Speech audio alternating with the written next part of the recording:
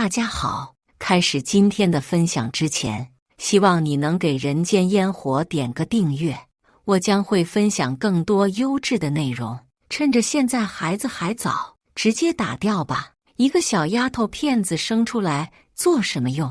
我们王家可不养这种赔钱货。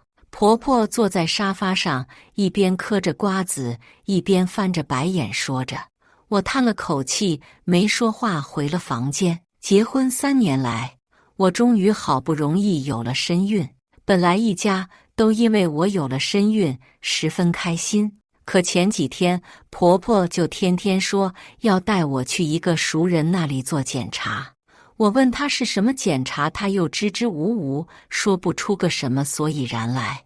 我也害怕她是被什么人给骗了，我话里话外都委婉地告诉她，现在这个医院已经是很好的医院了，没必要去别的医院再做什么检查了。况且做多了检查，我人也不舒服，也许对孩子也不好。可是对于我说的话，她不仅不听，还每天在家里折腾，甚至还给我老公王楚军说我不听他的话，天天想着和他作对，真的是在家里一哭二闹三上吊。没办法，我实在不想担一个不孝的名声，也不想每天都生活在争吵里，只能依了他，和他一起去了那个熟人的医院。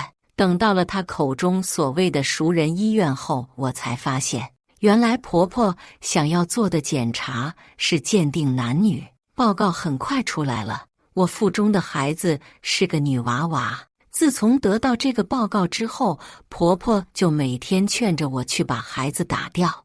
我不知道婆婆是怎么可以说出这些话来的。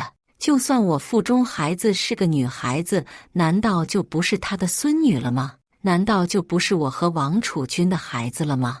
我劝过婆婆很多回，告诉她现在生儿生女一样好。可是婆婆一听我说这些话，就说我要毁掉他们王家，说我要断了王家的根。如果和她解释多了，她就索性直接一屁股坐在地上，说我欺负她，说我目中无人，说我不敬长辈，说他儿子就不该娶了我这么个女人，说我根本配不上他儿子。听到这些话，我真是想笑。他王家又不是有什么皇位，所以一定必须生个儿子出来继承。何况他儿子一个从山沟沟里出来的贫困生，不过就是考了一个好一点的大学而已，怎么就是我配不上他了呢？虽然心中有些气恼，但想到王楚军往日里对我都是不错的，所以我也就不和婆婆计较。对于她说的话，我也都是左耳朵进右耳朵出。毕竟现在孩子在我肚子里，我不想打，那么谁都别想拉着我去把孩子打掉。而这次婆婆见我依旧无动于衷，竟学会了开始在王楚军身上下功夫。王楚军一下班回家，她就亲切地迎了上去，就好像我老公是她老公一样。饭桌上正吃着饭，婆婆突然开口了：“楚军啊，我给个事给你说呀。”听着她这语气，我知道她这就是又要说让打掉我腹中的女娃娃了。我无声地冷笑了一下，我不信王楚军这么个知识分子会因为我腹中的孩子是个女孩子而罔顾人伦，让我打掉。你媳妇的孕吐很严重啊，我经常在家里看到她难受想吐啊。我真没想到我婆婆竟然会拿我孕吐这事情来说事。难道她这是突然转性了，想到我腹中的孩子哪怕是个女娃娃，也依旧还是一条生命了？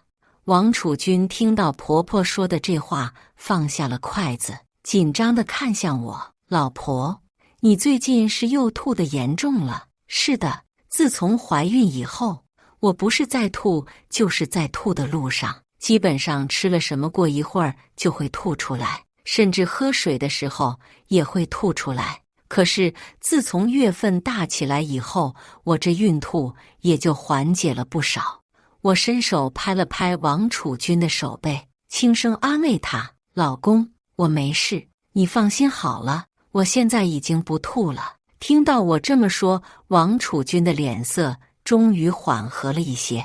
他给我夹了一筷子鱼肉，不吐了就好啊。那老婆多吃点鱼，吃鱼肉，孩子聪明。婆婆听着我和王储君的话，冷哼了一声：“储君啊，我在和你说话，你是没听见是吗？”在听见婆婆的冷言冷语后，王储君立马放下筷子：“妈，我在听，不是你说月月她孕吐。”没等王储君解释完，婆婆就将手中的筷子往地上一扔。这孕吐严重，你知道代表什么吗？代表孩子不愿意待在妈妈的肚子里，代表孩子是不健康的。这孩子你们必须打掉。果然，我就知道婆婆突然提出什么孕吐来，绝对不是因为关心我，而是为了打掉我腹中的孩子。妈，孕吐是正常的。王储君一开口，婆婆就将一个碗砸在了地上。什么正常？人家也就吐一下下，那是孕吐害喜。她这么吐，就是把我孙子吐成了不健康的，知道吗？什么吐成不健康？你估计是觉得把你孙子吐成了孙女吧？王储君还准备再继续解释，婆婆直接往地上一坐，开始哭了起来。我知道你这是结婚了，所以直接就忘记了我这个做妈的。想当年，你那个没良心的爸爸走了以后，我一个什么都不会的女人，含辛茹苦的把你拉扯大了。每次只要王储君有一点点不听婆婆的，婆婆就要拿出当年拉扯她长大的事情来说，然后接着一哭二闹三上吊，将这个家折腾得没有一点家的模样。而王储君呢，又一直是一个孝子，所以只要婆婆一闹出这个动静呢，她就没有办法了。王储君扑通一声直接跪在了地上：“妈，我没有娶了媳妇忘了娘，我只有你这么一个妈，你说什么我都听你的。”看着这一出闹剧，我只觉得头疼。我揉了揉眉心，刚准备往房间走的时候，王储君一把拉住了我的手：“老婆，你和我一起跪下。”“什么？为什么要我一起跪下？你要做孝子，你做你的孝子就好了。你要跪你妈妈，那是因为她含辛茹苦养大了你，那你跪就好了。我绝对不多说一句什么话。可是凭什么要我跪？”我白了王储君一眼：“我肚子不舒服，我要回房休息去了。”说完，我就直接挥开了王储君，拉着我的手往房间走去。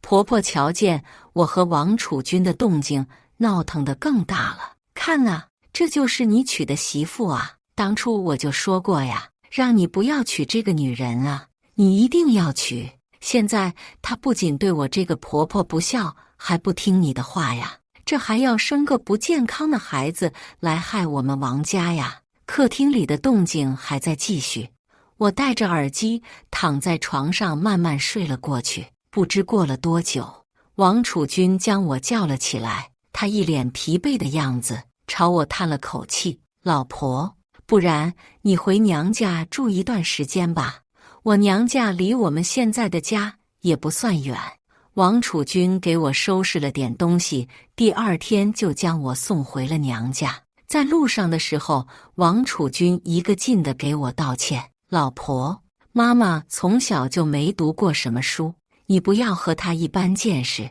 我笑了笑，摇了摇头，并没说什么。其实我也确实懒得和婆婆去计较什么。从前她对我阴阳怪气地说话的时候，我从来都不搭理。这次要不是事关我腹中的孩子，我想我依旧还是会把她当作透明人。就像婆婆一直觉得我配不上王储君，可其实在我父母心中，王储君就连给我提鞋她都是不配的。老婆，最近妈妈在家里闹腾得厉害，其实也是为了你着想，她只是害怕孩子不健康而已。听着王储君的话，我瞬间怒火中烧。孩子怎么不健康了？我看他不是怕孩子不健康，而是怕我给你生个姑娘吧。见我发火了，王储君瞬间有点怂，他支支吾吾继续说道：“老婆，我妈她不是这样的人。”我冷哼了一声，不说话，直接下了车。王楚军在我身后忙大声说道：“老婆，过2天我就过来接你啊！”刚回到娘家的这几天，我日子过得十分惬意，每天睡到自然醒，还没有婆婆来折腾。爸妈呢，对我又十分体贴。王楚军也每天下班就过来给我带一堆的水果什么来讨好我。可是日子久了，周围的邻居就开始传出了一些难听的碎言碎语，大多是什么我这个嫁出去的女儿还要靠着娘家呀，肯定是我和自家的老公吵架了呀，又或者说是什么我和老公已经离婚了呀，反正各种难听的风言风语席卷而来。这天王楚军照例拿着水果什么过来的时候，我问他：“我这天天住在娘家也不是事，你看我什么时候回去住？”王楚军看着我欲言又止，我冷笑了一声：“难不成婆婆是不准备让我回家了？”听到我说婆婆，王楚军就不乐意了，他立马反驳道：“我妈没有不让你回家，那是怎么？”我看了一眼王楚军，他不说话。我冷笑了一声，接着说道：“是让我打掉孩子再回去。那个你瞧王楚军的德性，我也知道，我这是猜对了。”我叹了口气，拍了拍床，示意王楚军坐下。不然你去给婆婆说，等这个孩子生下来以后，再过2年，我们再给她生一个孙子。如今我月份慢慢大起来了，每天住在娘家，属实不太好。既然婆婆想要个孙子，那就到时候再生一个就是了。反正我本身就是想过要生2胎的，这件事只要最后能够解决，我退一步认个输也没什么的。月月，你听话，这个孩子我们先不要了，等你养好身子，我们再要一个孩子好不好？听着王楚军的话，我整个人都忍不住在发抖。我从未想过有一天王楚军会对我说不要我腹中的这个孩子了。毕竟这不仅仅是我的孩子，也是他的亲骨肉啊。我忍住内心的悲戚，看着王楚军说道：“孩子现在已经超了3个月了，就算想要打也打不掉了。”王楚军朝我走近，揽住我的肩膀，轻声道：“月月，妈妈有认识的医院能够帮忙做手术的。”王楚军口中这个所谓的认识的医院，应该就是之前给我检查出我怀的是女娃娃的那个医院吧。现在孩子月份还小，咱们只要去做个引产手术就好了，到时候你休养1、2个月，我们还是会重新有孩子的。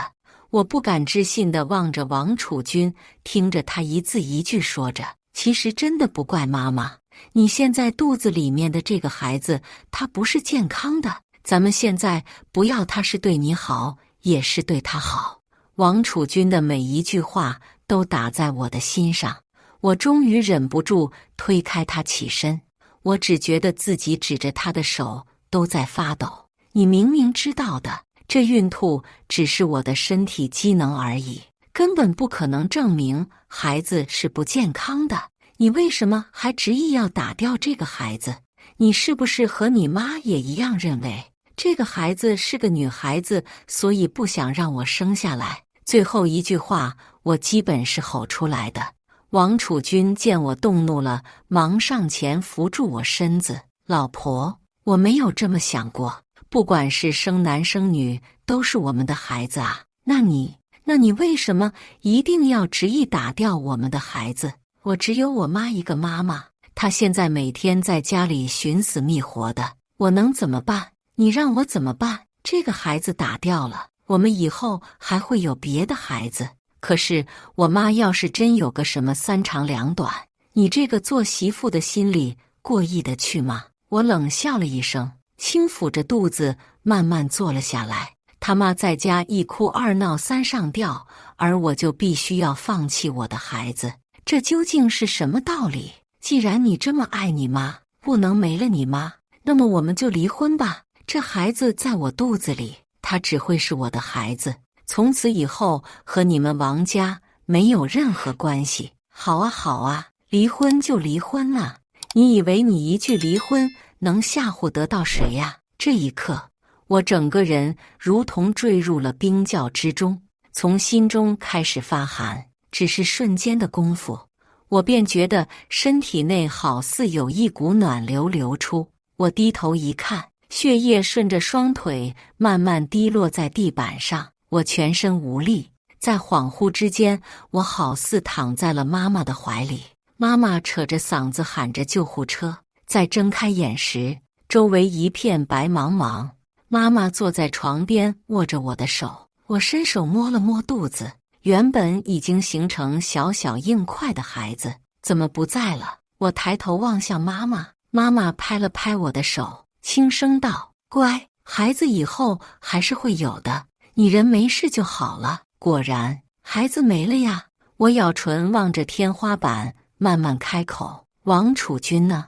在我住院的这段时间里，王楚军从未出现过，我给他打去的电话都是无人接听。如今孩子没有了，也算是如了他王楚军和他妈妈的意了。可是他现在搞失踪这一出是什么意思？就算是要离婚，那他也应该出现不是吗？难不成害怕我会死缠着他不成？出院回家后，我刚躺到床上，就收到了一条陌生号码来的信息。看到信息的那一刻，我只觉得天旋地转，血气上涌。怪不得王楚军和他妈妈那么希望我打掉孩子，甚至不惜说出我孩子不健康这种话。原来一切都是因为这个。这条信息只是简简单单的一张照片，照片上是一个男子的一只手亲热地搂着一个女子的腰肢，而另一只手则温柔地抚摸着这名女子大腹便便的肚子。虽然照片拍得有点模糊，甚至他们都只露出了半张脸，但是我完全可以肯定，这两个人我都认识。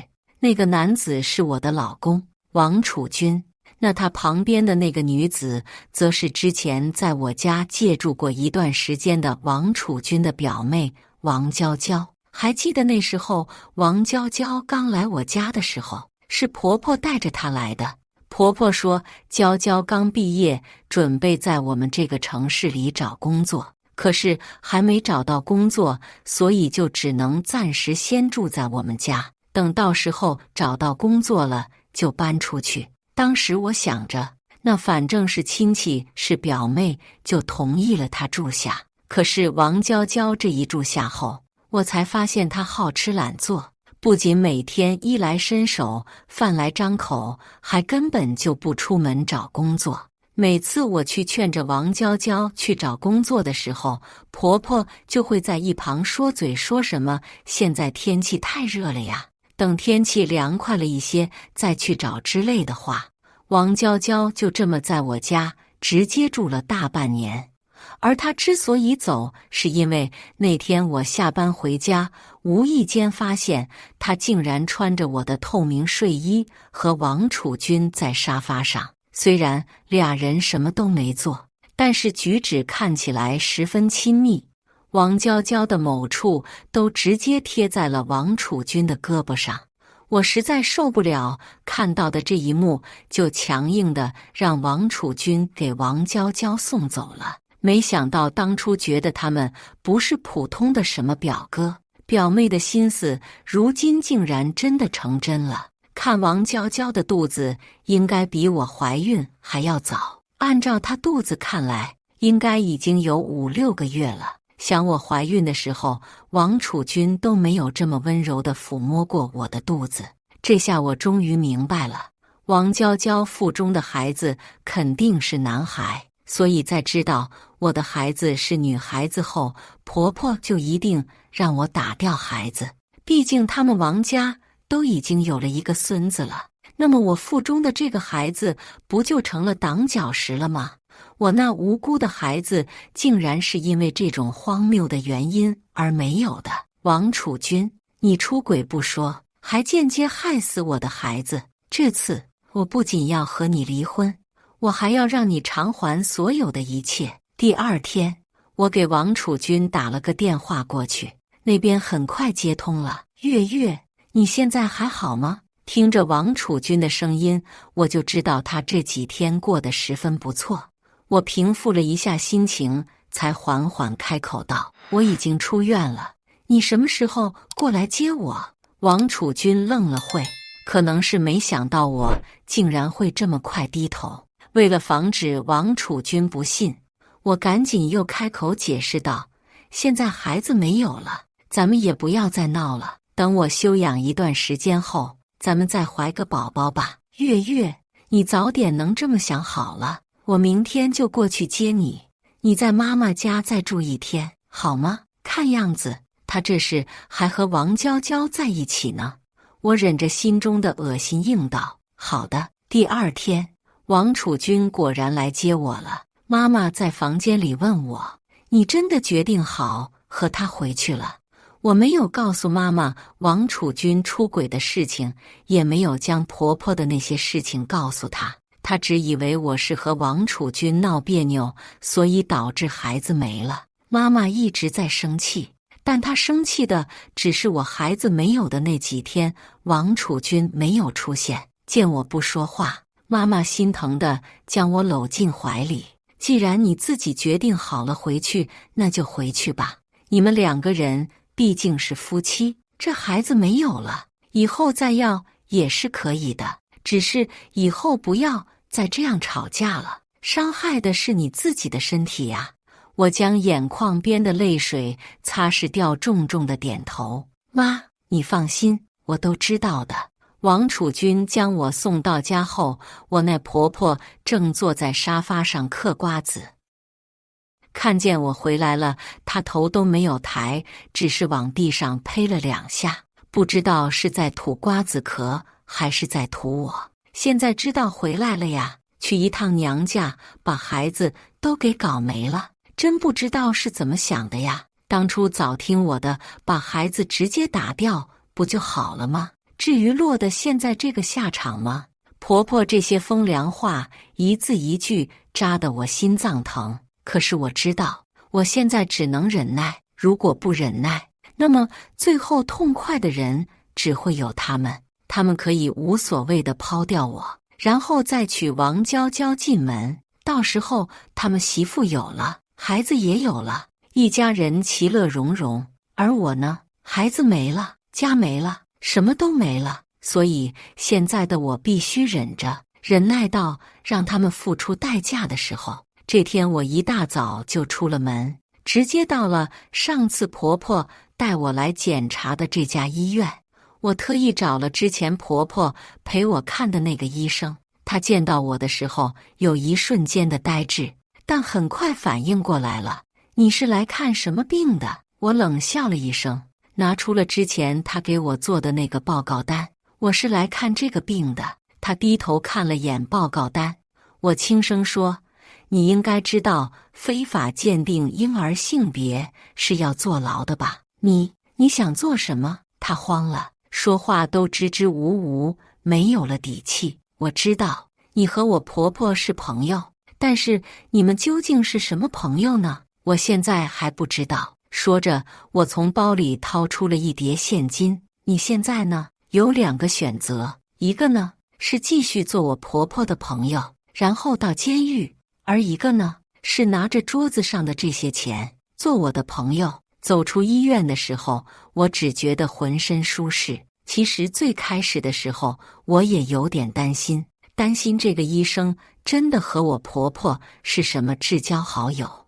但还好，原来这个交情也不过是金钱交易，更何况我还握有这个医生的把柄，那么他最后的选择也就显而易见了。现在我只盼着那一天赶紧到来。你王楚军欠我的，欠我孩子的，你们都要一一还给我和孩子。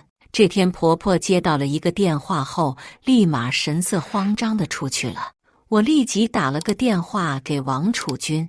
王楚军回来后有点埋怨地看着我，毕竟我一直以来都是十分懂事听话的，从来不会在他上班的时候打扰他。可现在却要他在上班的时候请假跑回来。月月，怎么了？一定要我回来？我拉着王楚军的手撒娇讨好道：老公，我想要孩子了。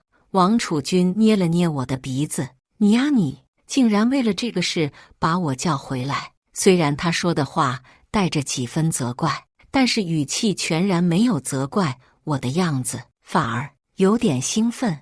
看着他的眼神，我就知道这王八蛋是精虫上脑了。男人真的都是贱人。不过也是，自从我回来以后，我就一直用身体不适做借口和他分房睡。而王娇娇现在这个月份肯定是不方便和他同房了。这只是叫他回来一趟，他竟然就立马能够想到那种事。在他即将扑向我的时候，我拦住了他：老公，做这个事情之前，我们还应该去做一个更重要的事。被打断雅兴的王楚军有几分不悦：什么事？我们去医院检查检查吧，看什么时候能够要上孩子呢？听到去医院，王楚军的脸色变了，他冷冷地说道：这有什么去医院的？没别的事的话，我就先回公司了。也是，现在他都已经有儿子了，怎么可能会想和我再生一个呢？老公，如果能够早点有孩子，那么我妈妈说愿意给我们一套房子。听到房子的时候，王楚军的眼睛都亮了。当初我和他结婚的时候，他就曾经想过让我家里陪嫁一套房，但是我家并不愿意，所以作罢了。如今听着只要有个孩子就能有一套房，立马就拉着我去了医院。老公，我的检查做完了，医生说让你也去做个检查。啊，我也要去做检查？不是说你检查就可以了吗？我一边笑着一边将王楚军推进检查室。反正咱们都已经来了，你就去看看嘛，早点看好，咱们早点要个孩子也好，早点去看房子，对不对？尽管王楚军再不愿意，可是如今已经到医院了，还有个房子做助力，他只能硬着头皮去做了检查。做完检查后，我们就回家了。到家的时候，婆婆还没有回来。王楚军给婆婆打了个电话：妈，你出去做什么呀？怎么还不回来？婆婆那边声音有气无力：哎，是娇娇那边的事。王楚军瞥了一眼一旁的我后，往阳台处走去：那你回来再给我说吧。说完便直接挂断了电话。我当作什么都没听见，什么都没看见的走进了房间。婆婆之所以会突然出去，就是我给支出去的。而婆婆说的所谓的娇娇那边的事，我想那边已经开始按照我说的去做了。这天晚上，王楚军趁着我睡着的功夫，起身蹑手蹑脚地去了他妈妈的房间。等着他走后，我立马从床上坐了起来。我等王楚军去他妈房间商议要事，已经等了一个晚上了。我轻手轻脚地将扩音器放在了墙壁上，接着轻身将耳朵放在了扩音器上，开始了听八卦之旅。王楚军妈妈的房间就在我们一墙之隔，当初我还十分抗拒他妈住在隔壁，只要一有大一点的动静，他妈就能听见。可现在我十分感叹，还好是在隔壁，只用一个小小的扩音器就能将他们说的所有话听得一清二楚。妈，娇娇出什么事了？是王楚军的声音。之前娇娇不是去我朋友的医院做了检查吗？那边说呀，这孩子可能有问题呀。怎么可能？之前不是说什么问题都没有啊？会不会是医院出错了呀？要不然我们换家医院吧。听到这里的时候，我的手心开始冒汗了。这就是我之前去那家医院的其中一个目的，让那个医生告诉婆婆，王娇娇的孩子有问题。如果他们换一个医院去检查了，那么我计划的这件事不就失败了吗？医院怎么会出错？他说有问题肯定就是有问题。再说我们这孩子的性别不都是他给咱们检查的吗？咱们不能随便换医院。听着王楚君妈妈的话，我瞬间放下了心来。王楚君这个窝囊的妈宝男，只要是他妈说的就没有不从的。果然他妈这么说了之后，他便再没有了别的话，只是一个劲说要想办法什么的，肯定是要想办法的。咱们王家的根啊，可不能这么有了意外。听着他们母子俩的对话，我放心地躺床上睡了过去。今天这个娇娇的事还只是一个开头，只是一个开胃菜，咱们后边还有的是惊喜等着你们母子俩呢。这几天是王楚君都是无精打采的，我想定然是王娇娇的事情导致的吧。当初她听着婆婆说我的孩子是个不健康的孩子的时候，可完全没有过这种神色，只想着让我赶紧打掉孩子。可现在呵呵，所以这就是男孩和女孩之间的区别吗？真是恶心到极点。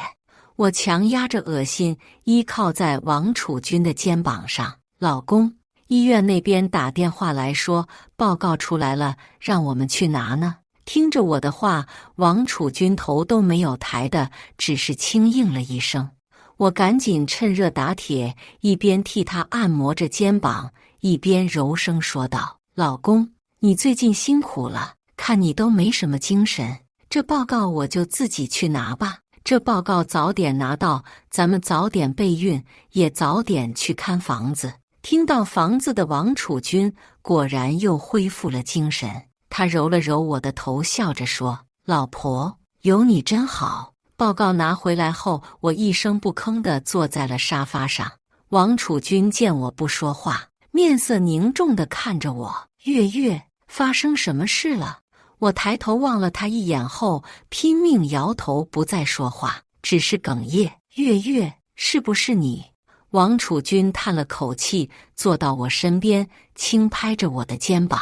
老婆，没事的，你哪怕以后都不能生育了，我都没关系。你是我老婆一天，那么我都不会离开你的。看，王楚君说的这话多感人啊！如果不是早就知道了他本来的面目，那么我一定会被他现在的这些话给骗了。晚上，我将报告单放进了床头柜的抽屉。这天，婆婆躺在沙发上看电视的时候，我接到了一通电话。喂，医生啊！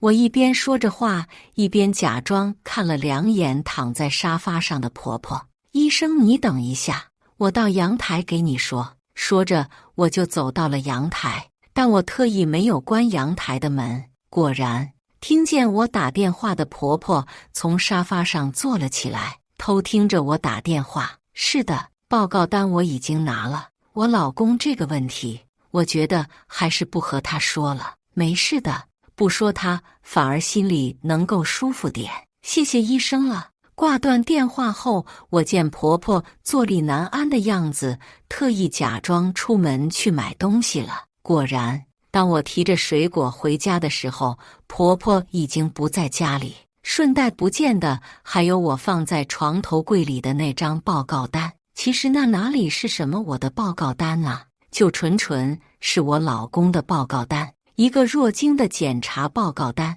当天晚上，婆婆和老公都没有回来，只是第二天一大早，那个医院的医生给我打了电话过来。你的事情我都替你办好了，你那个报告单可以撕掉了吧？可以。我给他拍摄了一段我撕掉报告单的视频，紧接着拉黑了他的所有联系方式。直到晚上，婆婆和王楚君才回来，俩人耷拉着头，一副无精打采的模样。我削了个苹果，一边啃着一边看着电视问：老公，你们这是怎么了？听着我的声音，王楚君跑到我身旁，又是替我按摩肩膀的，又是替我捶腿的。老婆，不管发生什么事，你都不会离开我的，对吗？我将苹果核丢进垃圾桶里，笑着点点头。是的呢，只要我是你老婆一天，我就一天不会离开你的。听我这么说以后，王储君重重地吐了一口气。老婆，有你在，真好。我抬头望了眼正坐在一旁的婆婆，她此时正耷拉着脑袋，完全没有了往日的精气神。第二天一大早，我是被客厅里的争执声吵醒的。你们不要抓我儿子，要抓就抓我，我儿子什么都没做错。呵呵，你以为我们就抓你儿子，不抓你吗？你也是要跟着一起走的。我打着哈欠走到客厅，此时客厅已经围满了警察，王储君正被警察反手铐上了镣铐。老婆，救我呀！老婆，我不想坐牢。我眨巴着眼睛望着警察问道：这是怎么了？警察看了眼王储君后对我说道：昨天你老公和你婆婆两个人到受害人王娇娇的居所，对着人进行了殴打，导致人孩子没了。现在她也还在医院，没有度过危险期。警察的语气中带着几分怜悯。我捂着嘴，瞪大眼睛看着王储君。老公，你做什么去打娇娇？还有娇娇的孩子，这是怎么回事？王储君张着嘴张了半天，都没有说出一句解释出来。等警察带走王储君和他妈妈后，我就站在屋内喊着：老公，婆婆，你们放心，我会去查清楚的。因为我的一段喊叫，本来没有人的走廊，此时围满了看热闹的人群。大家都在八卦着这两母子究竟是犯了什么事被抓走了。等王储君被抓走以后，我又回到床上补了一个觉才醒来。我将房间里所有的东西都收拾好，然后回了家。妈妈看着我大包小包的模样红了眼眶，她没有问我发生了什么，只是给了我一个大大的拥抱。妈妈的好月月，回来就好，回来就好。这2天，王储君带着妈妈一起殴打王娇娇的视频被曝光了。我拿着视频去了关押王储君的地方，所以王娇娇肚子里的孩子是你，不是？老婆，她肚子里的孩子不是我的，你知道的。我若晶，就你那么一个孩子，我不可能再有孩子的。我轻笑着，一字一句地说着。若晶并不是说不可能有孩子，况且王娇娇的孩子比我的孩子还要大，就是你不可能再有孩子，那么也应该我的孩子不是你的，可王娇娇的孩子却是你的呀。听着我的话，王储君愣了愣，随后发狂般的吼叫：你的孩子不是我的，你竟然出轨，你个贱女人！我揉了揉眉心，我真的很无语。亏这个王储君还是读了大学的人，这么简单的话都听不懂啊！我叹了口气，慢慢一字一句说道：我的孩子是你的，王娇娇的孩子也是你的，只是可惜这2个孩子都是你亲手杀了的。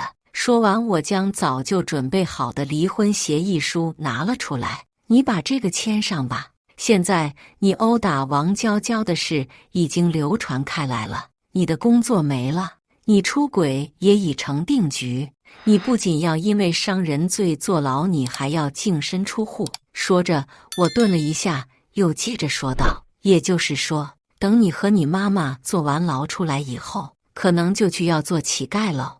王储君瞪大眼睛看着我：都是你，对不对？这一切都是你搞的鬼，对不对？我笑了。王储君呐，王储君，在最后你终于聪明了一回呀。不过就算是我做的，那又怎么了？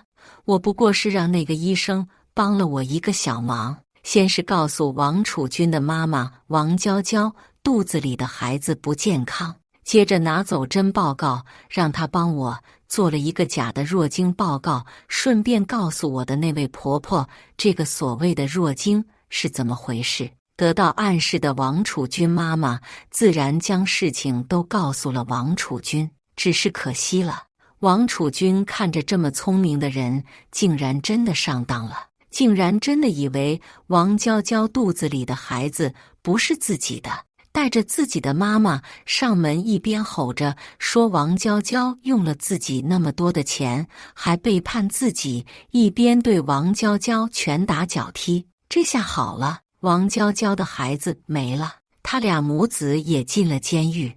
我和王储君离婚了，因为他出轨的事实摆在法官面前，他被判了净身出户。我再也没有去看过王储君，只是在王储君和他妈妈判决下来的这天，我将所有从前给我孩子准备的所有东西都烧了。孩子，如果你在天有灵的话，请有机会的话，一定要再来到妈妈的腹中。全剧完。接下来是我们本期第2个故事。在劝我们生2胎未果后，婆婆像是变了一个人，对待我女儿是越来越差，过年就连一块肉都舍不得给她亲孙女吃。直到路过小叔子房间时候，我无意中听见他们的对话，原来婆婆和小叔子一家都在暗中算计着我们，想要抢走我和老公辛苦打拼出来的公司。你们明年搬回来住吧。婆婆夹起一块腊肉，拼命往嘴巴里塞，就好像几辈子没吃过肉似的。接着又继续说道：我身体不好，你们搬回来照顾我，公司就交给你弟弟管吧。此话一出，整个屋子鸦雀无声。一向孝顺的老公立刻紧张地问道：妈，你身体怎么了？我瞥了一眼小叔子和弟妹，2个人表情明显很是心虚，甚至不敢看我。一看这几个人就没安什么好屁。饭桌上气氛一下变得紧张起来。哲天赐看着动画片，不知怎地突然不好好吃饭了，吵着要奶奶买新玩具。原来刚刚村里有小孩家里给买了遥控飞机玩具，在小朋友们面前狠狠炫耀了一番。现在动画片里面又提到了飞机，勾起了天赐的记忆。他不依不饶地要买玩具，闹着不肯吃饭。婆婆立马将注意力全部分给了孙子，又是往孙子碗里加肉加菜，又是打着包票买。我孙子要什么我都给买。屋里的气氛一下子缓和了。小叔子2口子也趁机继续开口：大哥大嫂，我们想去你们公司找个活做，听起来没问题。但看到弟妹脸上若有若无的鄙夷，以及小叔子脸上藏都藏不住的贪婪，我顿时明白他们是什么意思了。转身看了看身边的女儿，不由得心疼起来。小叔子一家常年在家务农，早年去广东打工，没多久有了天赐，就回了老家。这些年，老公在老家给他们承包了一个果园加鱼塘，虽然不是大富大贵，但是养活一家3口显然没问题。婆婆的生活费也一直是我们在出，小叔子2口子顺带跟着蹭吃蹭喝。我们也不是没有拉过小叔子一把。早年的时候，老公在镇上最好的位置给小叔子买了一套门面，资助他做生意。没想到小叔子不仅亏了生意，连门面也卖了，用来吃喝玩乐。老公自知小叔子2口子不是做生意的料，于是改了主意，在老家承包了个果园，招了几个工人，让小叔子老老实实过日子。饭桌上，老公沉默了一会儿，思索着开口道：在家种果园不好吗？公司的事情你不适合。谁成想，婆婆听了这话，立马摔了筷子。你什么意思？你是不是防着你弟弟？说完，婆婆又转头过来，狠狠瞪着我。真是有了媳妇忘了娘，你以往可是最听我的话。我在心里冷笑，面上却装作听不懂的样子。老公是村里的第1个大学生，大学时期就勤工俭学，还没毕业就已经开了自己的第1家公司。小叔子初中就辍学了，不是和别人打架闹事，就是偷拿家里的钱去上网。这样的人让他去管公司，别说我不同意，就是老公也不会同意的。我压住了翻白眼的冲动，夹起一块肉送到女儿碗里。果然老太婆看了更来气了，你给她吃那么多肉干什么？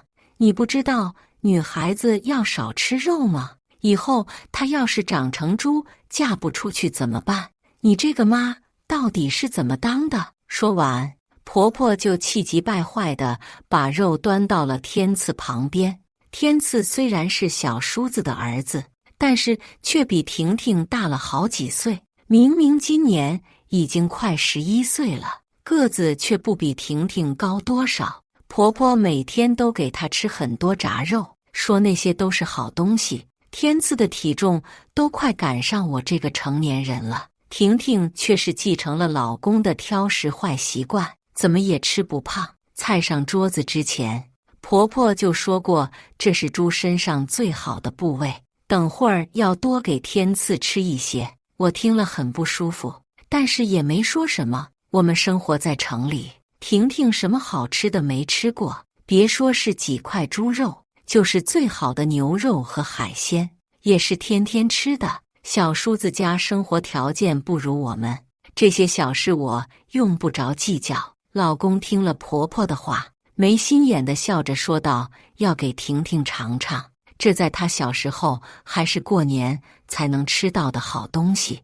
老公看着女儿一脸慈爱，完全没看到旁边的婆婆脸黑得像锅底。没想到我的大度却是纵容了婆婆欺负婷婷。回想起过去的一点一滴，原来婆婆的态度早就显露出来了，是我自己粗心大意了。毕业以后，我就和何登平结了婚，不到1年我就有了身孕。可以说，婷婷的到来是上帝给我们的礼物，我们两夫妻都无比疼爱这个孩子。婷婷也被我们教得很懂事，只是可惜，婆婆却好像不太喜欢婷婷。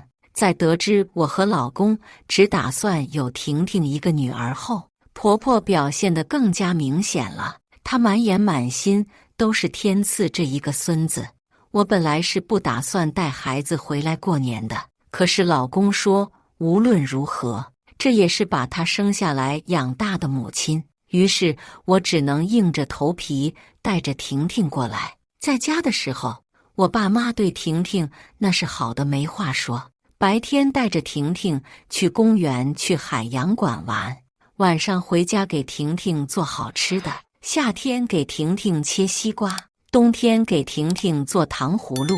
这些温暖都是奶奶从没给过她的。孩子也是人，感受到如此大的落差，心里自然明白谁疼爱她，谁不喜欢她。想到走之前舍不得她的外婆外公和眼前凶巴巴的奶奶，她委屈地看着我，然后转头小声地对老公说道，爸爸，我好饿，我能吃一块肉吗？何登平看着眼前疼爱的女儿，然后惊讶地看着我，像是在责怪我为什么不给女儿吃肉。我没有争辩，只是装作有些生气地对着女儿说道，婷婷不是说好了吗？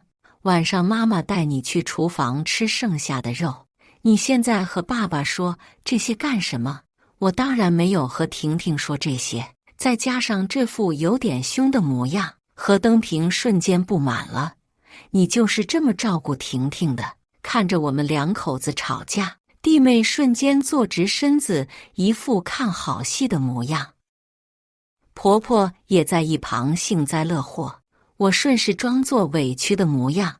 妈说了，这些肉都是给天赐吃的，婷婷要保持身材，不能吃肉。何登平不敢置信地看着自家的母亲，他本来以为母亲是为了婷婷着想，想要孩子少吃点肉而已，没想到母亲居然连几块肉都舍不得，全部要给自家弟弟的孩子吃。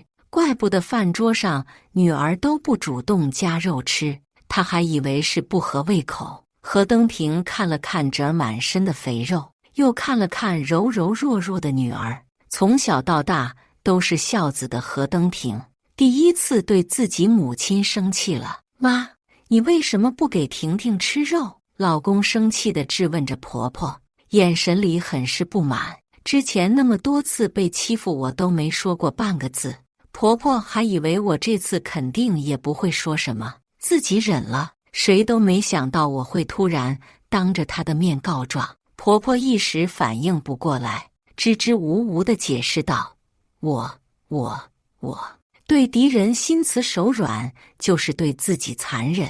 我可以忍受婆婆欺负我，但是算盘打到我女儿身上，我绝对不允许。我背着老公对婆婆露出一个挑衅的眼神，果然她立马怒了。婆婆唰的一下站起来，走到我面前，想要教训我，嘴里还念念有词地说道：都是你这个贱人，自己生不出来儿子，还想挑拨我和我儿子的关系。事发突然，谁都没有料到婆婆居然想对我动手，成败在此一举了。我狠下心没有躲避，硬生生挨了婆婆一巴掌。婆婆扯着我的头发，发泄似的教训我，咒骂的话流水般不停。女儿在旁边吓得大哭起来，婆婆却更加兴奋了，骂人的声音顿时提高了好几度，准备继续伸手教训我。老公终于反应过来，着急地拉开婆婆，婆婆却还泼妇骂街似的不愿松手，疯狂地咒骂着我。她嘴里振振有词地说道：不下蛋的母鸡，今天我老太婆一定要好好教训你。弟妹也着急地过来劝架，一边假装拉着婆婆，一边劝我：嫂子，看你给咱妈气的，你快点给妈道个歉，大过年的别让外人看了笑话。这拉偏架都快拉到外太空了。我偷瞄着老公的表情，他满脸的不认同，可现在婆婆正在气头上，她也两头为难。我在心里叹了口气，看来不下血本是不行了。何登平什么都好，就是遇到他妈就拎不清了。没办法，他爸去世的早，全靠他妈一个人把他拉扯大。这种恩情不是犯一次错就能磨灭的，只是认真算起来，这养育之恩里面又有多少水分呢？但现在不是算账的时候。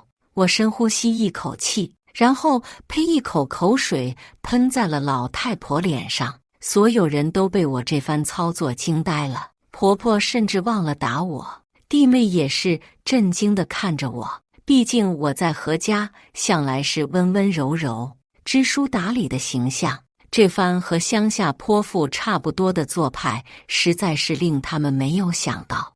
我懒得去管这些人的表情，开始了轰炸式骂街。我凭什么道歉？有这样做奶奶的吗？连一块肉都舍不得给孙女吃，我们每年给你的钱，别说一块肉，就是一辆车也有了。我呸！老公看向我的眼神倒是从最开始的震惊变得淡定起来。毕竟我们俩最开始在学校认识的时候，就是他帮我抓住公交车上的小偷，而我一路对着小偷破口大骂。只不过结婚多年，他处处照顾我，我没了撒泼的机会，所以也就开始学着做一个贤妻良母。这泼辣的一面已经很久没出现了。婆婆被我三番两次故意刺激，血压飙升，她抡起手臂就准备给我一巴掌，只不过这一巴掌最终却没有落到我的脸上。老太婆看着自己引以为傲的大儿子脸上深深的五指印，立马尖叫了起来。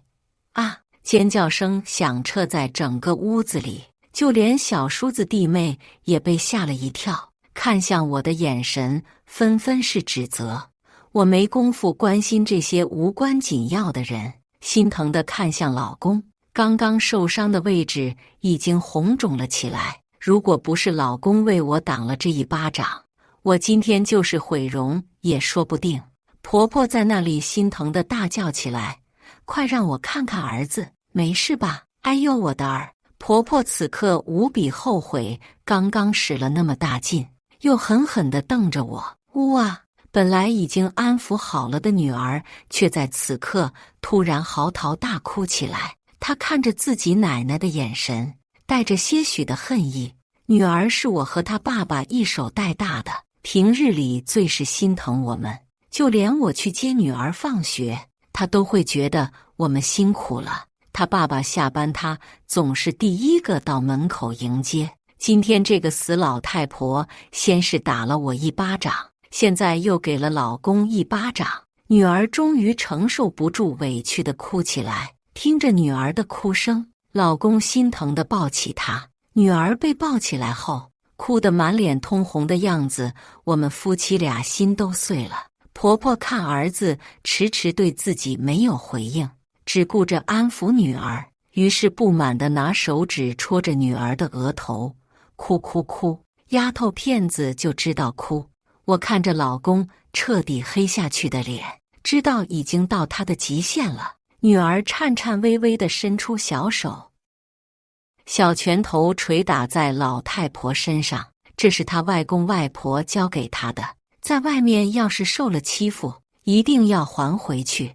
外公外婆会为她撑腰，轻轻的一拳下去，老太婆像是受了什么天大的委屈似的，立刻发疯地咒骂着自己唯一的孙女。各种不敢入耳的乡下咒骂声传入我和女儿的耳朵，这种偏僻乡音我们听不懂，可是老公的脸色却是无比的难看，眼见着在小儿子儿媳面前丢了面子。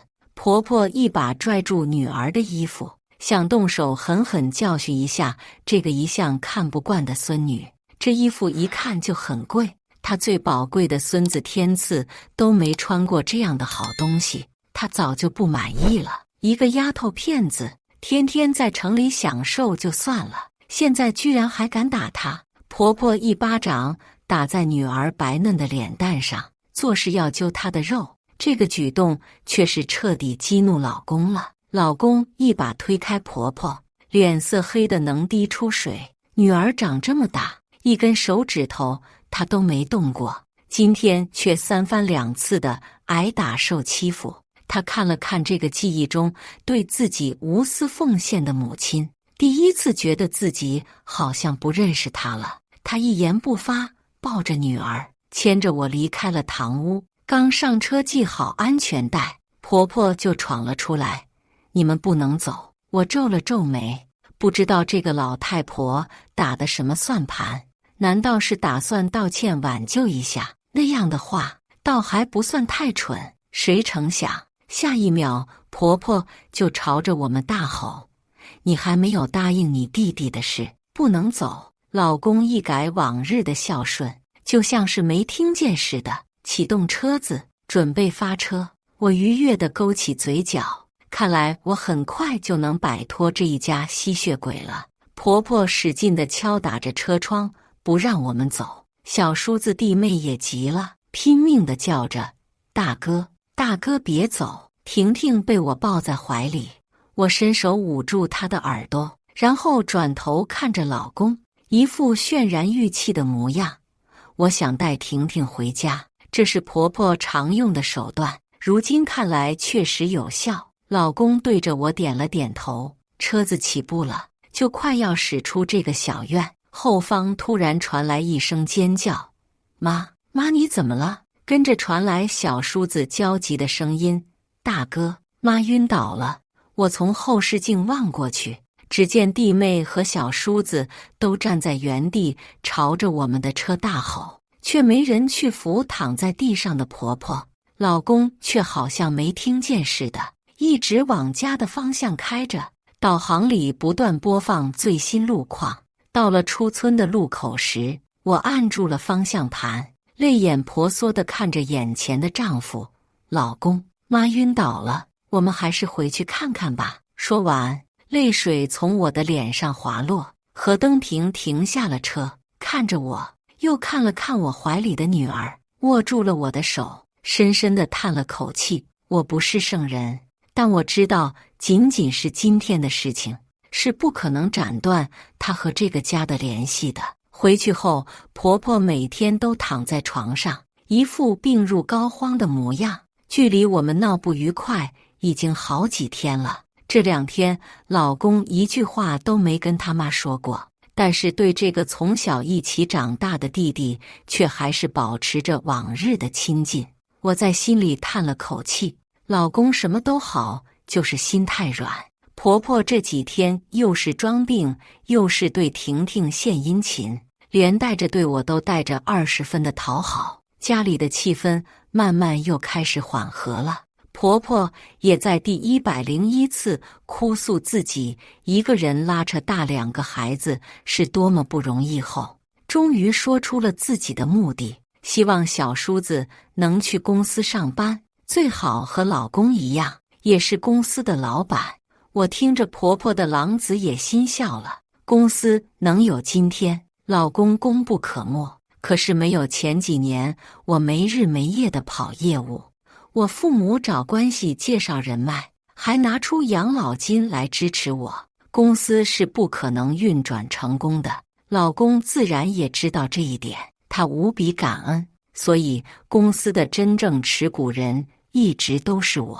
只不过这一点我们从没有对婆婆说过，老公从不对他们讲公司的事，而我为了老公的面子更是不可能开口。婆婆继续絮絮叨叨，你弟弟只是不爱学习，但是他很聪明的，真的管理公司不会比你差。看着眼前的母亲，何登平忍住心痛，终于问出了那句：妈，在你眼里还有我这个儿子吗？婆婆知道大儿子心软，特意装病好几日了，本以为十拿9稳的事，却没想到大儿子还是不松口，一时气急败坏道：你什么意思？你是不是还防着你弟弟？何登平理性地说道：这么多年，我给过他那么多次机会，哪一次他做成了？婆婆急了，那是外面那些人骗他，他又没有错。婆婆盲目地维护着自己的小儿子，却丝毫没想过是小叔子能力的问题。我不愿再听，退了出去。路过弟妹的房间，却听到里面在商量着什么。他林叔还真以为自己是什么仙女不成？你哥的公司想让谁进去，还要听他的？他又生不出来儿子，以后这公司还不是咱天赐的？难道还要给那个丫头骗子不成？何家的东西都应该是咱儿子的才对。我顿住了脚步，没想到小叔子一家居然打的是这个主意。这些年我们补贴了他们多少，一套房的钱都不止，没想到却养虎为患，他们居然想要抢夺属于婷婷的东西。我握紧了手心，指甲深深地嵌入了肉里，疼痛让我瞬间清醒。我一定不会放过这一家，想抢走公司门都没有。第2日，我特意起了个大早，带着婷婷去了镇上唯一一家高档商场，刷卡买了一件全店最贵的外套。外套有些大了，对女儿来说并不算很合身，店员一再劝我换一件，都被我拒绝了。我走到婷婷身边，告诉她，这是奶奶扯坏她新年外套的补偿。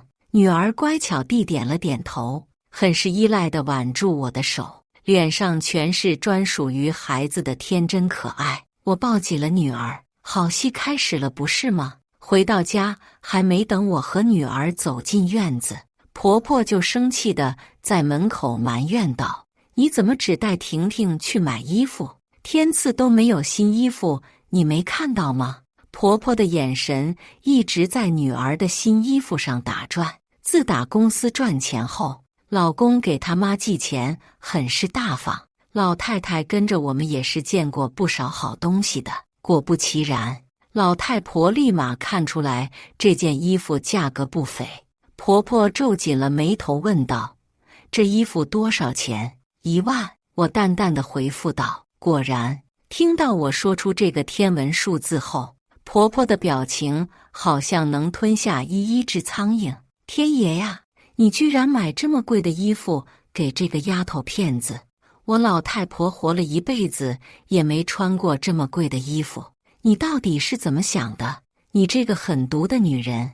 我儿子赚钱多不容易，你怎么舍得花这么多钱？这一次我没有捂住女儿的耳朵，因为我害怕她将来长大了也像她爸爸一样心软。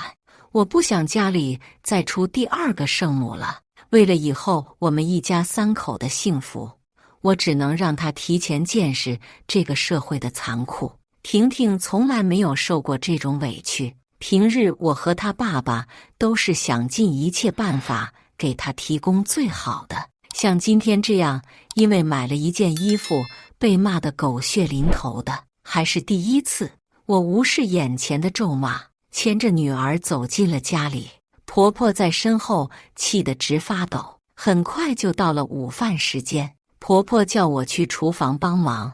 老公一大早就和小叔子去了果园，算着时间，这个时候也该回来了。自打我进了厨房，弟妹就借口自己身体不舒服溜走了。我也不打算拆穿，一顿饭而已，我有的是时间和你们玩。做好了饭，我打算出去看看女儿。婆婆正满院子地追着天赐给她吃什么顶级补品，嘴里还不停念叨着：“宝贝孙子快吃，吃了这个长得快，长得高。”我仔细看了看，碗里的东西一片模糊，看不太清。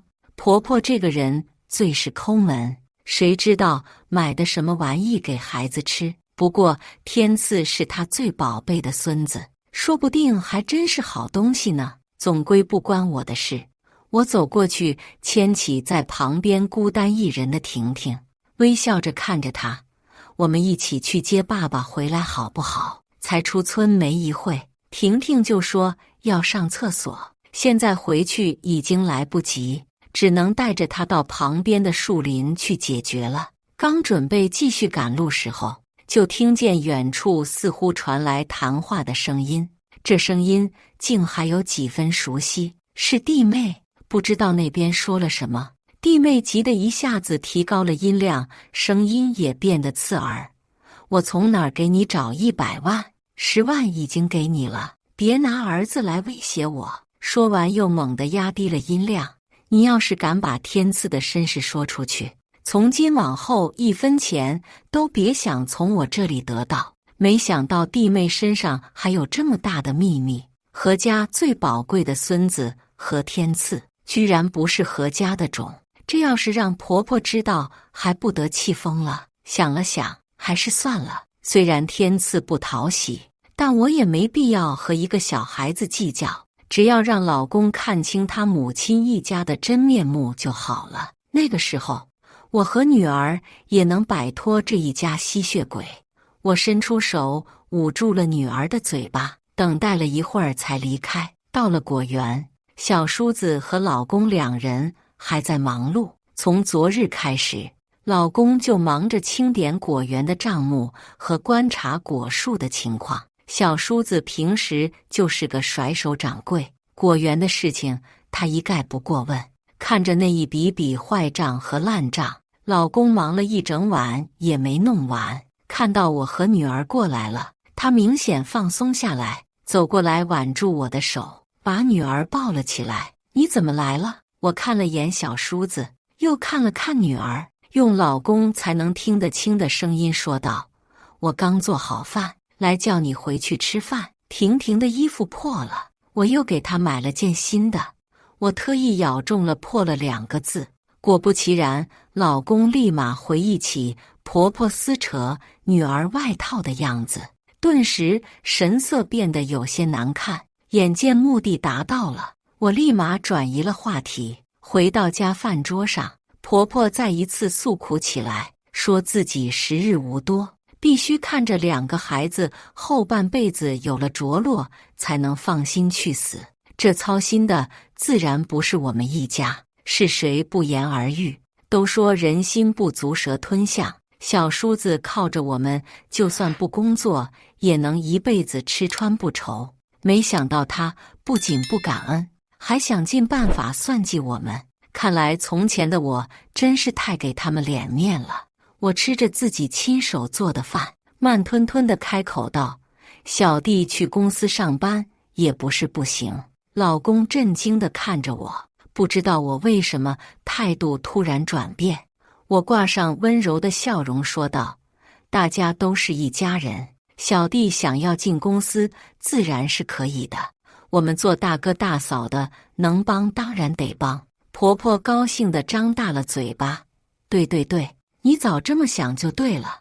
我们何家娶了你这个儿媳妇，果然没错。结婚这么多年来，还是第一次听到婆婆这么夸我。”老公在旁边很是不满，却也不好驳了我的面子，毕竟公司大的决策一向都是我说了算。我握住了他的手心，示意他稳住，继续说道：“公司有2个老板，对公司发展来说也是好事。”小叔子惊喜地看着我：“嫂子，你真的同意了？”我点了点头。小叔子疼得站起来，脸上满是贪婪之色：“我是老板了，从今以后我也是大老板了。这顿饭吃的是宾主尽欢。”我拿出早就准备好的假合同，上面明确写着：从今以后，小叔子就是盛平集团的2把手，让小叔子签字。合同的最后一页还写着：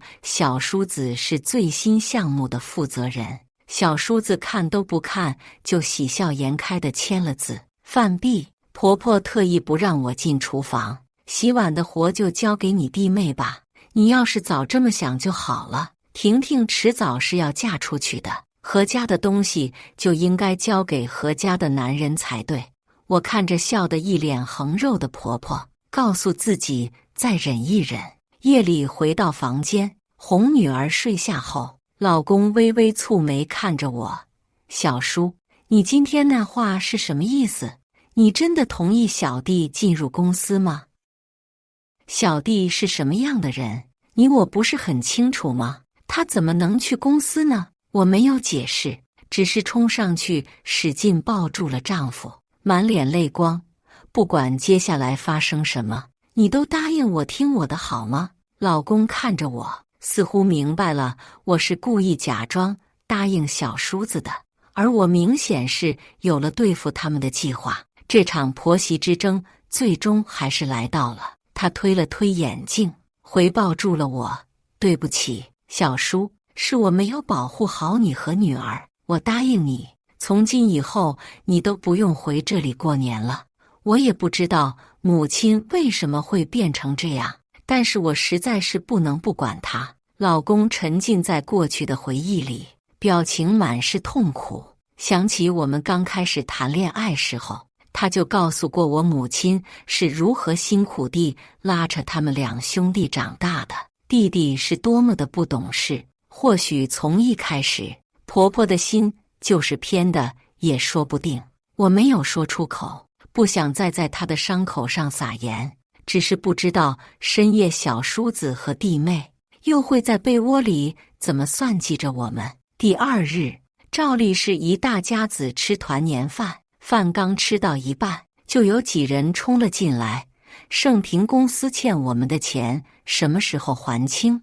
我要见你们的项目负责人。”这几个人看起来牛高马大，凶神恶煞的模样，很是不好惹。当然不好惹了，因为这是我专门雇的演员。我装作害怕的躲进老公的怀里，捏了捏他的手掌。这是我们2人之间才知道的暗号。他答应了，什么都听我的，于是没有说话，任凭那几个人在家里演戏。小叔子和婆婆都被吓得不轻，要债的看没人回答，抓起桌上的碗筷就往地上摔，碗筷很快都被摔得一干二净。婷婷倒是表现得很勇敢，不哭不闹，只是小手死死地攥住了我的衣角。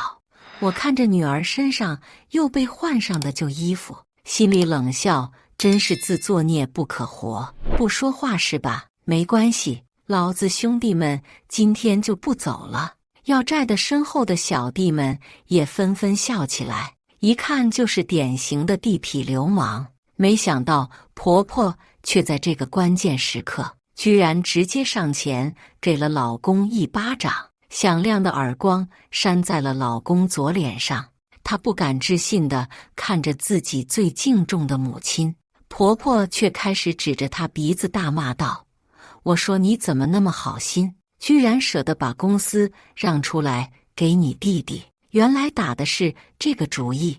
你个黑心寡长的畜生，居然想要你弟弟替你去死！”老公被这一巴掌打懵了，他不敢置信地捂着脸看着从前温柔和顺的母亲。难道在他心里，自己和弟弟比起来，真的就一文不值？弟弟的命是命，自己的安全就丝毫不重要。老公在这一瞬间脑海里回想起许多过去的事，比如说，每次他回家时，母亲第一句话总是：“今年公司赚了多少钱？”而不是累不累。比如，母亲总是有意识地忽略掉自己的女儿，却把弟弟的儿子当作命根子般疼爱。那些过往的被他忽略的，或者下意识麻痹自己的，此刻终于清晰了。原来母亲的偏心是真的，妻子这么多年的委屈，终于在此刻，他才感同身受。要债的看着这一家子狗咬狗，没了自己的发挥空间，一把夺过旁边小孩的玩具，扔在地上，狠狠地踩了几脚。哇！天赐的哭声瞬间充斥在整个屋子里，成功地吸引了所有要债人的眼光。为首的恶人仰头大笑，身后的要债人也是嚣张地笑了起来。带头的一把提起天赐的后脖领子，将孩子拽到自己面前。这小子穿得这么好，肯定是老板的儿子，抓起来！说完就将孩子交给了身后的小弟们。婆婆看到急得大叫，身子却还是躲在小叔子背后。你们不能抓我孙子！要债的冲上去就给了婆婆几个耳光。我告诉你，盛平公司不还钱，老子就要抓这小子！小叔子被吓得直打哆嗦，不知道哪儿来的勇气，一把将老公推了出去。你们找他，他就是盛平公司的老板。老公猝不及防被推了出来，回头看了看，眼神里满是抱歉。我在心里叹气，刀子不扎到自己身上是不知道疼的。老公一向对我百依百顺，疼爱我和女儿，可是却一直不肯出手，为了我们母女反抗婆婆。这一次，终于他也能感受到我们母女的委屈和痛苦了。要债的悄悄看了一眼我，也很配合地说道：“我不管谁是老板，我今天只要钱，要是要不到钱，我就送你们去见阎王。”婆婆捂着被打伤了的脸，和小叔子瑟缩地躲在墙角。小叔子忙不停地叫着：“妈，怎么办？怎么办呢？妈！”两母子正急得团团转的时候，却看到了身侧的婷婷。老太婆脸上顿时露出了希望，大吼着：“她才是盛平老板的亲女儿，你们不能抓走我孙子！”说罢又豁出去了似的，指了指自己的大儿子：“这就是你们找的盛平公司的老板何登平。”我看到老公的身体微微颤抖了一下，随即闭上了眼。可是这一幕却在婆婆、小叔子母子眼里默认了自己的罪行。他们发疯似的冲上前去，要对自己的亲人拳打脚踢。为首要债的嘘嘘瞟了我一眼，做这行20年，还是第一次见到这么偏心的家长的。他清了清自己的嗓子：“你们别骗我了，这小子穿的一看就是非富即贵。这小丫头片子穿的还是破了的烂衣服，你们骗鬼呢！”婆婆和小叔子面面相觑，他们怎么也没想到会在这里出了差错。小叔子率先埋怨道：“妈，你干嘛给天赐穿婷婷的衣服？你想害死她是吗？我告诉你，我只有这一个儿子，要是天赐出了事，我不会放过你的。”婆婆听到威胁，表情也很不好看。她好心当成驴肝肺。再说了，平时她抢孙女的好东西给孙子的时候，还少吗？儿子之前不说，这个时候才来怪罪他，这话任凭谁听到都会不舒服。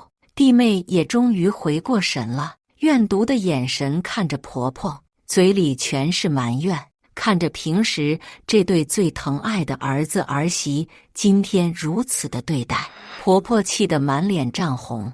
我拿出了之前小叔子签字的合同，上面明确写着小叔子是盛平集团的二把手，同时也是盛平集团最新项目的负责人。冤有头，债有主，要债的接过看了一眼，相互交换了个眼神，上手就要抓小叔子。小叔子急了，转头不敢置信地看着我：“你算计我？”我冷冷地回答：“话不能这么说，做生意本来就是有赢有亏，怎么赚了就是一家人，亏了就是我算计你呢？”小叔子被拖着往院子里去，他不断挣扎着大叫：“你这个毒妇，恶毒的女人！”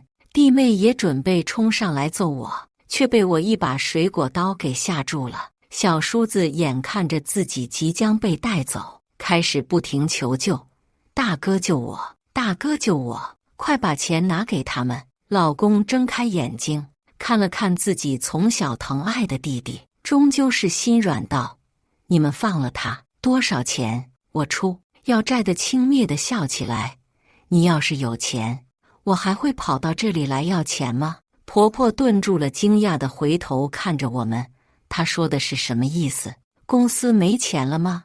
婆婆怀疑地慢慢说道：“你们不会破产了吧？”没有人回答她。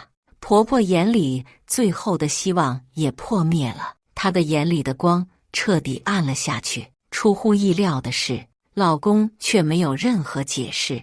他看着自己的母亲，一字一句地说道：“如果我没钱了，您还认我这个儿子吗？”我看着婆婆，心里也很期待她的答案。婆婆此刻却像是看到什么肮脏的东西一样，嫌弃地摆手：“你们两个滚出我的家，真是脏了我的屋子。”小叔子在家啃老20年，婆婆从没有一丝不耐烦，对另外一个儿子态度却天差地别，实在是让人心寒。我看了看老公，他面色如常，看不出任何情绪，或许是太过伤心，所以反而不伤心了。婆婆则是更加厌恶地看着我们，晦气的玩意，早知道我就不该答应你爸，把你养大。何登平的表情出现了裂痕，他猛地睁大了双眼，看着眼前的婆婆：“妈，你什么意思？”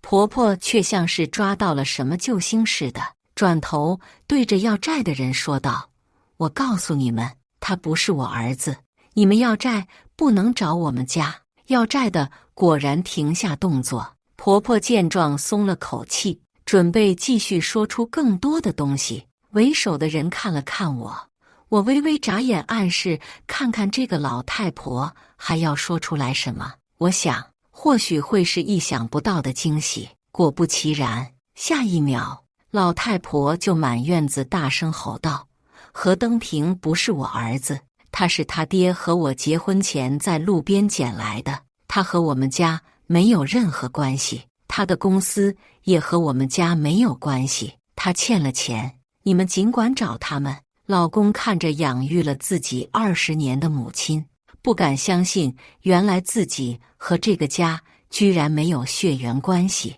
婆婆此刻为了小叔子，也顾不得这个以往被自己当作摇钱树的大儿子心里是怎么想的。她疯狂地撇清和大儿子的关系，要债的有些为难。婆婆抓住机会继续劝说，果然一切都有迹可循。原来老公真的不是老太婆亲生的，怪不得他会如此偏心。我看着要债的，开口询问道：“你们要多少钱？”为首的看了看我，说出一个数：50万。老公不死心地看着婆婆，不假思索地问道：“妈，你愿意替我还这50万吗？”这些年我们给婆婆的钱加在一起，4、5个50万也有了。即使是被用掉了一半，应该也还剩不少。再加上果园每年赚的钱，我们给小叔子一家的补贴，怎么算？拿出这50万也是绰绰有余。我明白，老公还是不死心，想要试探看看婆婆心里是否真的一点都没有自己。毕竟几十年的相处不是假的。婆婆却像是听到什么天大的笑话似的，使劲啐了老公一口。我呸！50万，你也不看看自己是个什么货色？你自己的公司凭什么让我们给你还债？婆婆说着想到什么，呼吸变得很急促，面色涨得通红。我要告诉村里所有人，从今以后我们何家和你没有任何关系，那些欠债的别来找我们。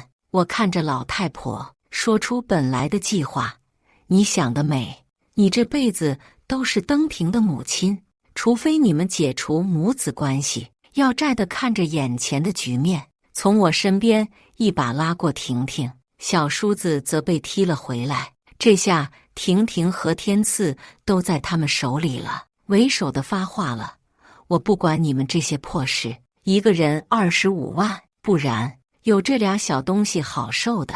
明天这个时候，在村外的空地上，一手交钱，一手交货。说完，这群人上了门口的面包车，扬长而去。村外的空地，小叔子和婆婆已经等候多时了。小叔子手上拎着一个沉甸甸的皮箱，婆婆看到我们来了，拿出一张纸扔在我们前面，上面赫然写着收养证明。老公弯下腰捡起来，看着自己相处30年的母亲，第一次从一个外人的角度去看待眼前的这个女人。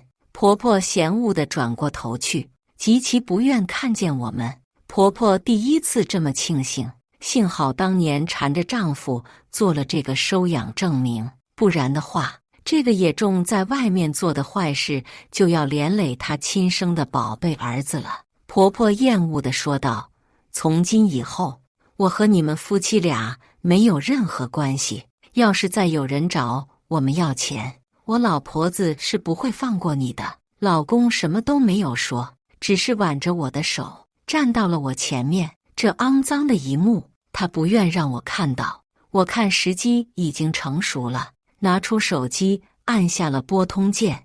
带过来吧。1分钟后，妈妈，女儿婷婷甜甜的笑着朝我跑过来。女儿一路跑进我的怀里，拿出了包好的糖果给我。婆婆和小叔子在一旁看傻了眼。小叔子率先发问：这是怎么回事？婆婆看到只有婷婷一个人，而她的宝贝孙子天赐却不在，瞬间急红了眼，冲上来想要抓住婷婷。天赐呢？我的天赐呢？婷婷被吓了一跳，老公赶紧站在我们母女前面护住我们。我抱住女儿往旁边走去，离这个疯子老太婆远一点。婆婆急得上蹿下跳，弟妹在一旁恨不得把我生吞活剥了。小叔子还在继续问道：婷婷，怎么只有你回来了？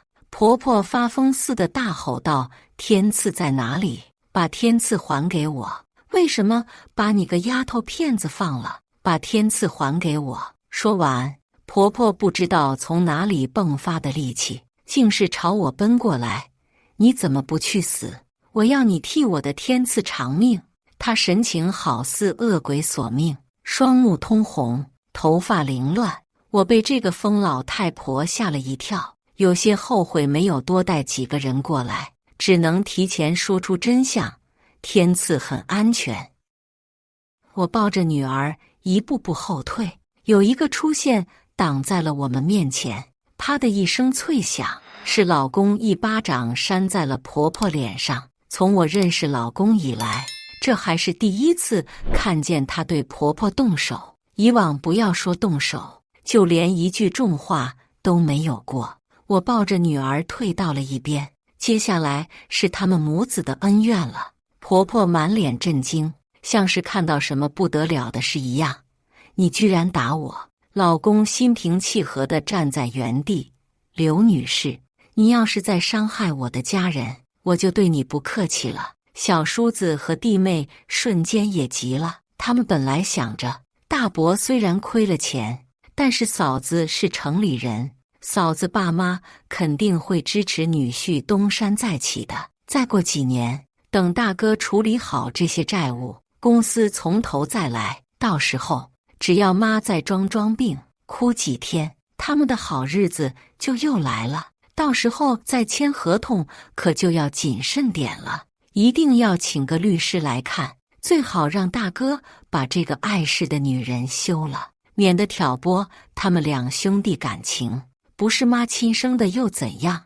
大哥向来最听妈的话，这个家妈说什么就是什么。小叔子想得很美好，可是现实却狠狠地给了他一巴掌。大哥居然为了一个丫头片子打了妈，这让小叔子瞬间怀疑人生了。毕竟在他人生过去的20多年里，母亲无数次用这一招都成功了。大哥有什么好东西，自己也会有一份。就连自己这个漂亮的媳妇，也是大哥花钱帮忙娶的，现在居然失灵了。难道大哥看不到母亲因为天赐不见了伤心难过吗？小叔子觉得这是有点超出了自己的认知，他突然觉得他下半辈子的命运好像要改变了。他无比后悔当时没有阻止母亲说出大哥的身世。小叔子劝架手无力地垂了下来。婆婆继续发疯道：你居然敢打我，我把你养这么大，你居然敢打我！何登平神色淡漠地看着眼前他叫了20多年母亲的女人，是吗？父亲去世之前，我们全家都靠着爸爸供养，父亲离开后，你就将我送去了隔壁的大伯家，是大伯把我养大。我考上大学后的每一笔生活费和学费都是我自己赚的，和任何人都没有关系。请问您是怎么把我养大的呢？在得知小叔子一家居然想要霸占公司后，我二话没说就带着老公去了大伯家。大伯养了老公8年，自然知道很多内幕。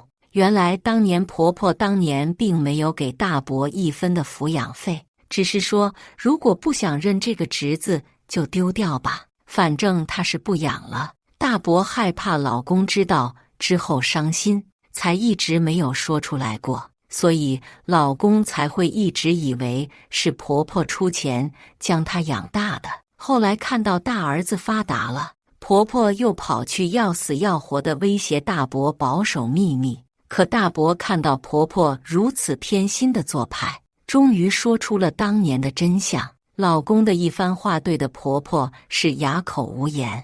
老公继续说道：从今往后，你们别想从我这里得到1分钱，从今往后我们两清。要是你们再做出伤害我家人的举动，就别怪我不客气。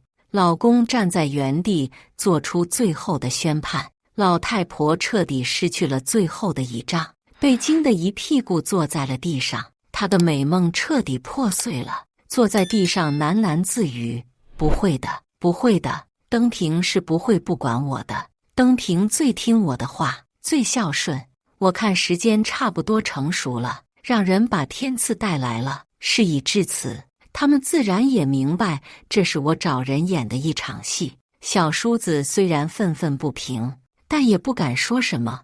弟妹和小叔子冲上去围着天赐嘘寒问暖，没人搭理婆婆。要债的趁机上去敲打了一番小叔子，让他不要额外生事。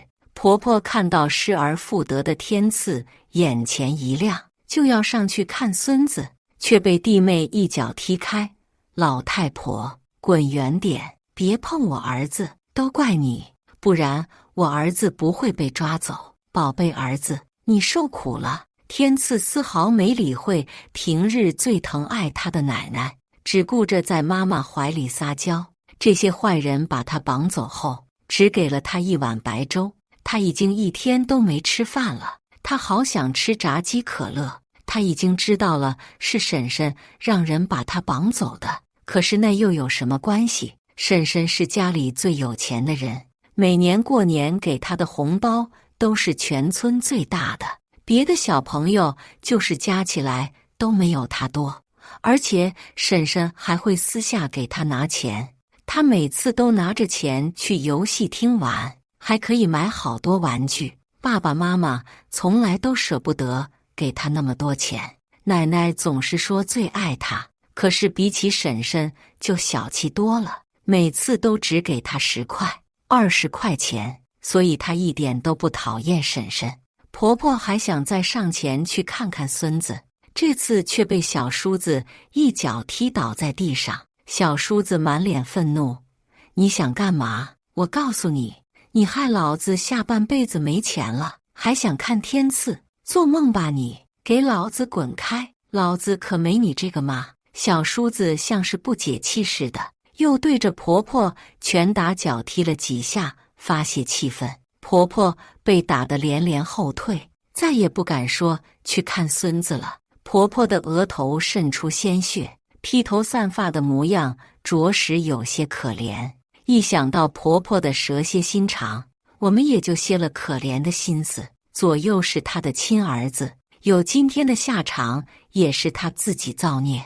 小叔子如此做派，要债的看了都直摇头，转身要走。这里距离村子不远，说不定待会就会有人路过。小叔子收敛了拳脚，恶狠狠地警告道：“等老子回去再收拾你！”小叔子早年就是个小混混，做出这种打骂母亲的事实属正常。我看了看地上的婆婆，你的福气还在后头呢。老公一左一右牵住女儿和我的手，准备离开这个地方。就在我们转身的瞬间，婆婆连滚带爬地来到了我们身边。婆婆抱住老公的脚，死死不松手。她满脸乞求地看着老公：“登平，妈错了，你原谅妈吧。”妈是一时之间鬼迷心窍了，妈错了，真的，妈错了，妈不应该对婷婷不好，也不应该为难你媳妇。登平，你就原谅妈吧，以后你的公司都是你说了算，妈绝不插手，行吗？登平。婆婆一把鼻涕一把泪的模样，看起来惨兮兮的。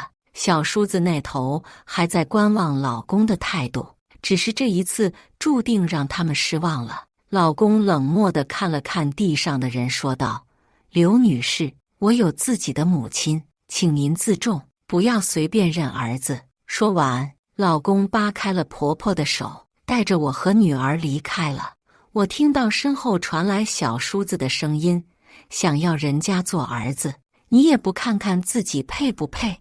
你是想打我的脸是吧？老东西，等会儿回去我有你好看的。”这一次，老公和我没有回头。我知道这一仗我赢了，大结局番外。回到城里，老公做的第一件事就是找律师商量如何解除和婆婆的收养关系。而我做的第一件事就是正式回到公司工作。经历了这一次，我才明白，有一个好的爱人并不能阻挡生活里的全部磨难，只有靠自己才是真的。我做的第二件事，则是我要培养婷婷成为公司的唯一继承人。从此，婷婷再也没了奶奶，她有的是这个世界上最爱她的外公外婆。至于小叔子和婆婆一家，在最初来公司闹事要钱被保安赶跑后，准备去我们当地的报社登报抹黑我们，老公直接将法院的传票寄给了小叔子，顺带登报解除了和婆婆的母子关系。从此，小叔子一家再也没来要过钱了。偶尔还能从大伯口中得知一些关于婆婆一家的消息。小叔子的果园因为经营不善倒闭了，连工人的工资都发不起了，小叔子一家只能吃老本，将我们之前给他们的钱拿出来应急。婆婆不想把自己的养老钱拿出来，被小叔子毒打了一顿。听说好像同村的报警了，小叔子进去了几天，出来后更是肆无忌惮地打人。只是这一次，再也没人敢报警了。同村的都觉得这一家都不是什么好人，就让他们互相折磨吧，没必要为了外人害了自己家。最后听说有关小叔子一家的事，是在天赐的生日。天赐过生日的时候，婆婆做好了一大桌子菜，结果不知道从哪儿出现个男人要带走天赐，说这是他的儿子，还拿出了亲子鉴定。弟妹心虚的解释不清，小叔子才明白自己被戴了绿帽子，两个男人扭打在一起。可是小叔子酗酒成性，身体亏空，不敌对方，被打断了腿。那个男人仗着自己人多势众，就这样把小叔子的儿子和媳妇都给带走了。婆婆听说天赐不是自己的孙子之后，气得突发脑溢血，住进了医院。小叔子不想给他花钱治疗，早早的把人接回了家，现在就躺在屋里，和植物人没什么两样。听说好像都臭了，村里的人都不愿意从他们门口路过。大伯把这件事告诉我们的时候，仔细观察了老公的表情，似乎想从老公眼中看到任何不忍的情绪，只可惜没有。听说小叔子到处借钱要债的都已经闹到大伯家里去了。我和老公商量一致决定，将大伯接到城里来养老，每个周末都会带着婷婷去看他。婷婷发外，我叫何婷婷。最喜欢的人就是我的爸爸妈妈和外婆外公了，最讨厌的就是我的奶奶。可是爸爸总是叫我要孝顺老人，但是我一点都不喜欢奶奶。奶奶总是欺负我，只喜欢天赐哥哥。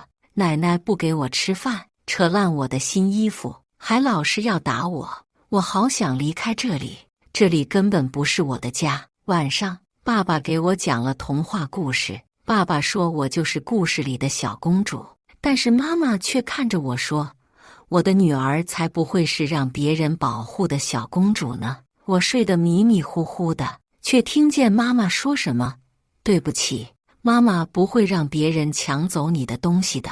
妈妈为什么要对我说对不起呢？妈妈对我最好了，有什么对不起我的事呢？奶奶打了妈妈，奶奶是个坏人，奶奶又打了爸爸，奶奶可真是个大坏蛋。我要打大坏蛋，有坏人来了，我不害怕，我要保护妈妈，握住妈妈的手。我想告诉她不要害怕，我没有奶奶了。妈妈告诉我，以后公司只会是我一个人的，我必须更加努力学习，才不会让人抢走。妈妈说她已经写好了遗嘱，叫我不要告诉爸爸，以后他死了，所有的东西都会是我的。我好奇地看着妈妈，为什么？难道爸爸不爱我吗？为什么不能让爸爸知道呢？妈妈看着我说，爸爸很爱你，但是没有人会比妈妈更爱你。我站在原地，这是第一次妈妈对我说这种话。我不明白是什么意思，但是我知道妈妈永远不会伤害我。我答应了妈妈保守秘密，更加努力学习，早点学会管理公司。在我18岁过后，妈妈就吵着要去环游世界。她和爸爸才40出头，正是拼搏的好时机。爸爸不愿意放下公司，妈妈也不着急，只是每天说着要是早点退休就好了。每当这个时候，爸爸就会笑话妈妈，小叔，你可真是越活越回头了，现在就连婷婷都可以替代你管理公司了。爸爸说完，赞许地看着我。这些年，我努力学习，管理起公司得心应手，公司的不少客户都夸赞过我。不知道是不是妈妈经常这么说起了作用，爸爸也有了想提前退休的计划。于是在我掌管公司的第1年，大学毕业的第2年，爸爸终于带着妈妈去环游世界了。以上就是今天分享的故事，大家有什么想说的、想吐槽的，欢迎在下方评论交流，也更希望能给人间烟火点个订阅，我将会分享更多优质的故事内容。